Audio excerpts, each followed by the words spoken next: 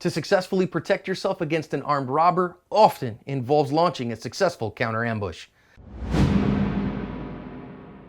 Hi everyone, this is John with today's active self-protection lesson out of Brazil. Shows us an attempted armed robbery here that's going to go very badly for the armed robbers.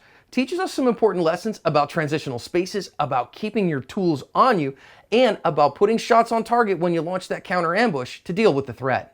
Nice normal evening at the cafe until these two guys roll up on a motorcycle, one of them with a gun in his hand to rob everybody. See him grab that cell phone there, but one of the guys has got a gun on him as well. He is either off-duty officer or CCW holder who returns fire and drives them off, and that was very effective. We're going to see he actually has a partner of some kind here who was off screen when this started. They're going to make sure that those guys don't come back, and this one's over that quickly. I want to learn some lessons here. First one is getting out of the danger zone. See the guy in the white shirt and the dark pants on the right-hand side. As soon as he sees these guys roll up on the motorcycle, you can see him bolting. He's going to bolt through the door and get out of the danger zone. That was not a bad strategy. Now, our CCW here, you see him kind of inch off a little bit. He's looking for a way to, to get out of the danger zone and to conceal his draw. And he does so because the guy's not looking at him. You can see that he waits until he's not being looked at. Now he's going to sneak around that pillar and use that to conceal his draw stroke and launch a counter ambush. If you're going to successfully defend yourself against an armed robbery, many times a counter ambush is the best way to do so. And he finds a good way to get his gun out and in the fight, and you can see him get that first shot on target. Many times,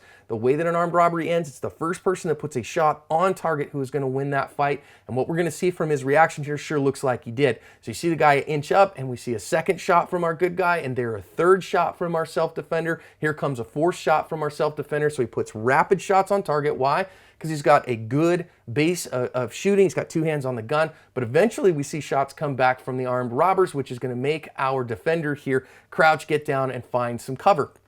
Once he finds his cover, you see him go around the other side of that cover, kind of hugged it a little bit tight there. It really takes some training to use cover and concealment effectively and not get so in love with your concealment that you hug it nice and tight like that, but back off it a little bit instead. Finally, when he gets a partner here, we haven't seen this guy before. I can assume they knew each other because they sure didn't give each other a look at each other. But if you're going to have partners, you got to work together as a team. You got to know how to communicate together in order to successfully defend yourself. These guys, once they were working together, did a pretty good job. And what I notice here is when the threat's over, the guns come down and they stop shooting. So they drove that threat off. They put their shots on target, did a great job of covering their asp.